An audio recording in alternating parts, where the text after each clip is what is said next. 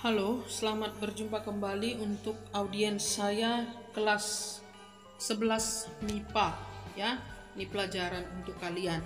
Apa judulnya? Penurunan rumus kosinus jumlah dan selisih dua sudut.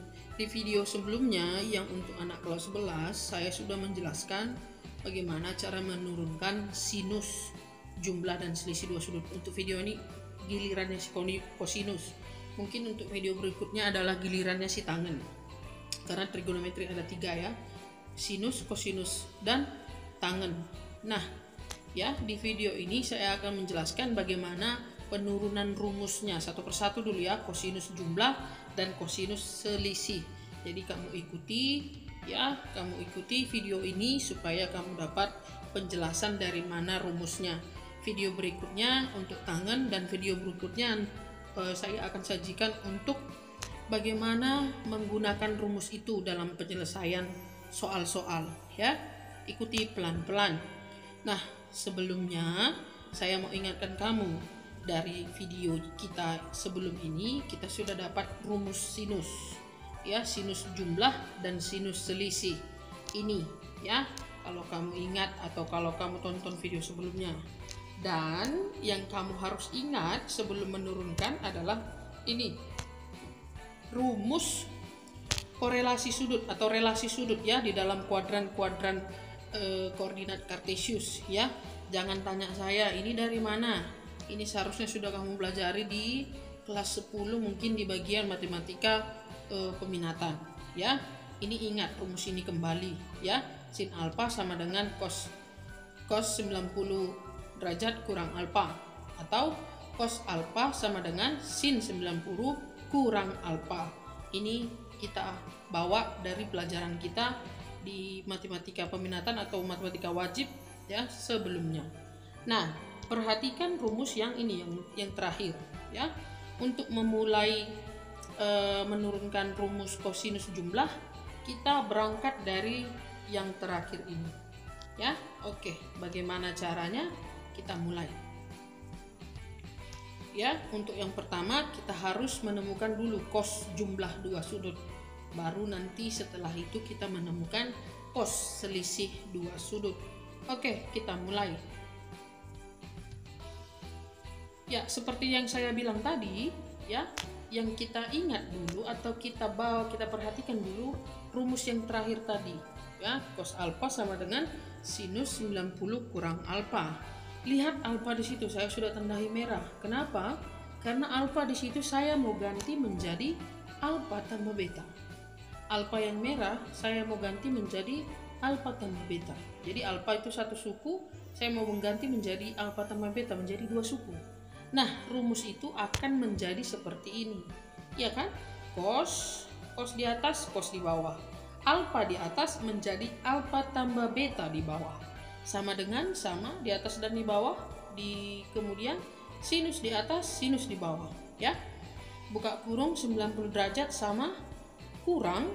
Nah, di atas itu alfa, tetapi karena tadi kita niatnya mau mengganti alfa menjadi alfa tambah beta, maka alfa di atas yang merah ini ya, kita ganti menjadi tulisan alfa tambah beta yang biru ya. Itu kenapa begitu ya, bisa saya otak-atik secara persamaan ya. Itu namanya manipulasi aljabar, boleh ya. Kenapa? Arahnya karena kita mau menemukan alfa tambah beta ya. Oke, kemudian ya, persamaan yang di sebelah kanan saya mau sederhanakan dengan cara membuka kurung yang biru itu ya. Dengan cara apa? Mengalihkan minus yang ini yang di tengah itu ke dalam ya, sehingga persamaan sebelah kanan menjadi sinus 90 kurang alfa kurang beta. Paham ya? Minus kali alfa minus alfa, minus dikali tambah beta kurang beta ya. Kemudian hal itu saya mau rapatkan 90 kurang alfa. Kenapa dirapatkan atau kenapa di dalam kurungkan? Ya karena ini semuanya kan pengurangan. Jadi saya mau kurangkan dulu terlebih dahulu yang 90 kurang alfa. Itu arti tanda kurung yang merah itu, artinya saya duluan kerjakan kalau kita jumlahkan ya. Boleh saja ya, mau saya kurangkan 90 kurang alfanya. Kenapa? Apa alasannya? Ada alasannya. Karena kita mau bentuk persamaan ini dengan persamaan yang mirip, ya. Yang sebelumnya tadi di slide kedua sudah saya ingatkan sama kamu. Dan ingat bahwa dari penurunan rumus selisih dua sudut, kita dapat rumus sin alfa kurang beta itu sama dengan sin alfa cos beta kurang sin beta cos alfa. Nah, hal ini ada yang mirip, ya, antara sin 90 kurang beta kurang alfa kurang beta itu mirip dengan sin alfa kurang beta, ya. Ini mirip dengan ini, ya, mirip, ya, sama-sama sin, ya, sama-sama ada beta, sama-sama ada alfa, tetapi di sini ada 90, di sana nggak ada 90.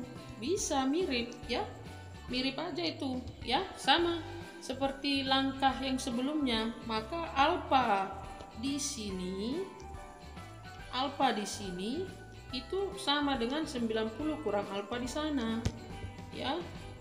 90 ini hanya saja alfa di sebelah kanan itu di persamaan kanan itu sama dengan 90 kurang alfa di persamaan lingkaran besar, ya, lingkaran besar. Jadi persamaan di lingkaran besar itu menjadi rumus yang ini lah, ya kan, boleh, ya, rumus yang ini semua, yang ini sin alfa cos beta sin beta cos alfa, dengan cara mengganti, ya, mengganti setiap alfanya menjadi 90 kurang alfa. Ini dia, ya, 90 kurang alfa kamu masukkan ke setiap alfa yang saya lingkari ini, ya, ganti semuanya ke situ, ya. Jadi alfa biru yang kecil-kecil itu diganti menjadi 90 kurang alfa, ya. Nah, persamaan ini menjadi sinus 90 kurang alfa, ya, cos beta kurang sinus beta kali cos 90 kurang alfa. Bisa, ya? Bisa. Ini namanya manipulasi, harus lancar. Pahami, ya, pelan-pelan, rewind videonya untuk memahami, ya. Ini kalau pembuktian memang seperti ini, Dek, banyak yang kita ingat, banyak yang kita masukkan, harus nalar, ya. Penjelasan saya kamu ikuti pelan-pelan, ulang-ulangi videonya supaya kamu memahami, ya. Selanjutnya bagaimana, ya? Selanjutnya kita lanjutkan. Sebelumnya saya tulis kembali dulu yang sudah kita dapat, ya. Yang tadi ini, jadi tambah, ya, baris keempat itu sin 90 kurang alfa kali cos beta kurang sin beta kali cos 90 kurang alfa. Nah, untuk menyelesaikan ini lagi, kita ingat kembali apa yang kita ingat tadi, ya.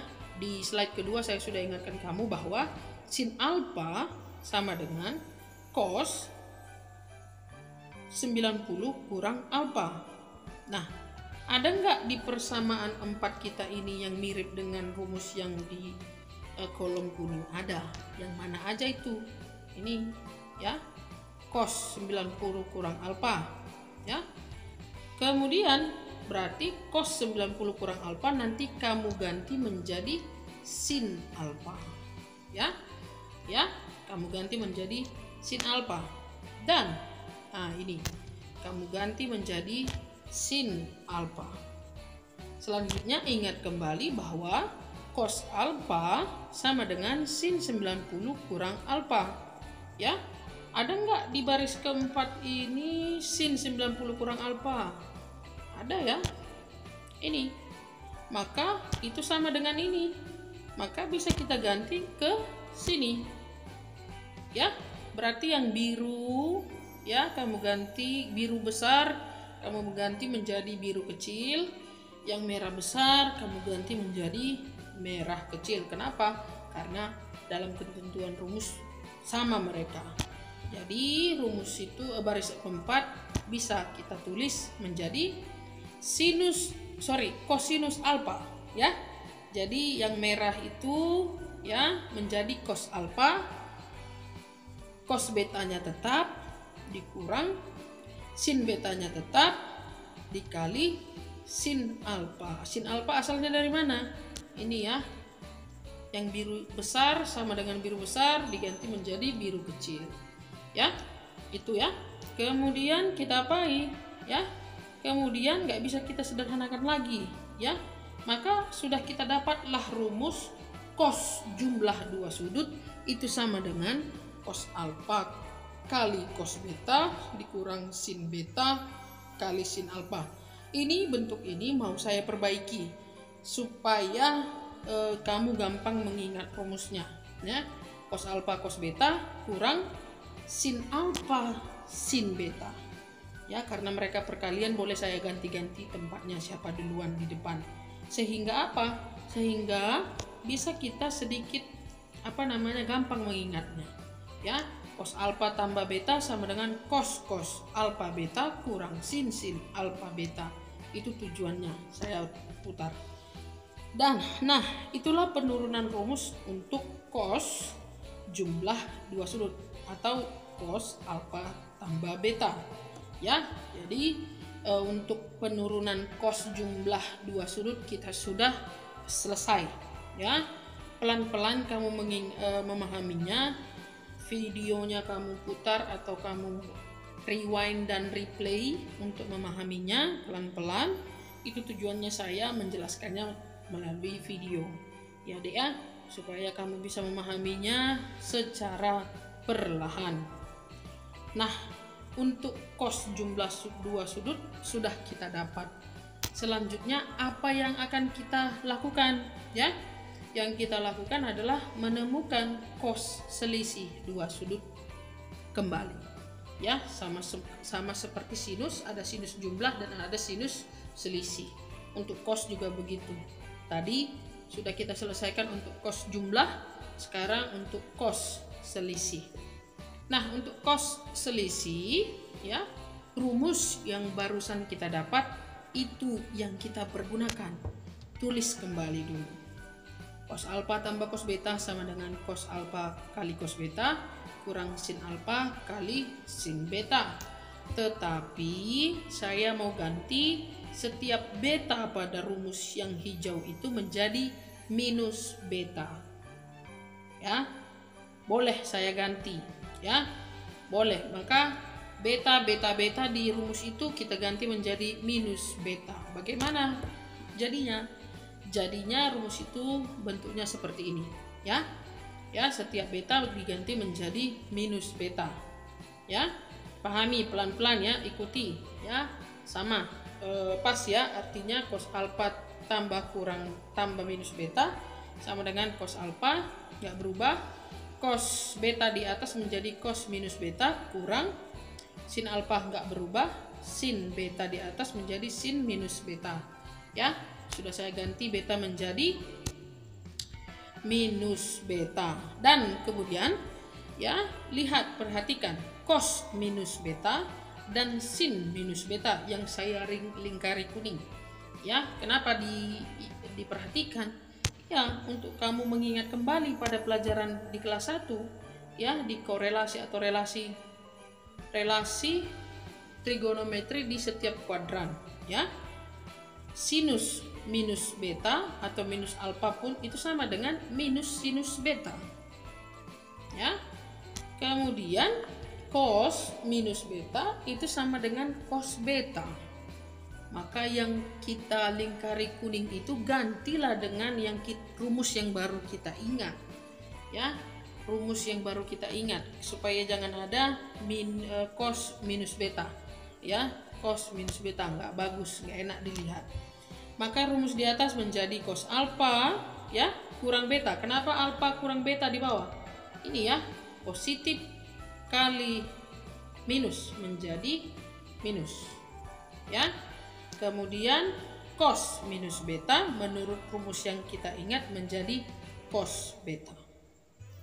Sin minus beta di atas menurut rumus yang baru kita ingat menjadi minus sinus beta, ya. Cos alfa kurang beta sama dengan cos alfanya tetap, ya. Cos minus beta di atas menjadi cos beta dikurang sin alfanya tetap, ya. Sinus minus beta di atas menjadi minus sinus beta. pelan-pelan deh ya, kamu ikuti ya supaya tidak bingung. Oke, selanjutnya ada yang perlu kita sederhanakan lagi ya kan, minus yang ini yang dalam kurung sebelah kanan itu ya. Rumus itu menjadi cos alfa kurang beta sama dengan cos alfa cos beta ya, minus kali minus hasilnya positif, makanya jadi tambah sinus alfa kali sinus beta. Nah, ini sudah selesai, tidak ada lagi yang bisa disederhanakan atau bisa diubah. Nah, inilah untuk rumus cos selisih dua sudut ya, cos selisih dua sudut. Jadi kita sudah menemukan rumus jumlah untuk cos dan rumus selisih untuk cos ya, untuk rumus jumlah dan rumus selisih. Nah, selanjutnya ya, kamu harus memahami ya dek, alur dari penurunan ini ya, karena di soal-soal nanti juga ada cara-cara penurunan rumus itu kita pergunakan untuk menyelesaikan soal. Dan catat ya, saya menugaskan kamu untuk mencatat semua yang saya jelaskan, sebagaimana saya juga berusaha menyajikan materi ini dengan bagus agar bisa kamu ulang-ulang kembali sehingga kamu memudahkan kamu untuk memahami ya. Kemudian jadi sampai di sini kita sudah punya rumus sin ya, sin untuk selisih dan jumlah ya. Kemudian kita punya cos untuk selisih dan jumlah. Lihat ya, lihat cara menghafalnya, lihat. Untuk sin, sinus alfa tambah beta itu sama dengan sin cos alfa ya, alfa beta ya. Untuk cos ya terbalik ya, minusnya di atas.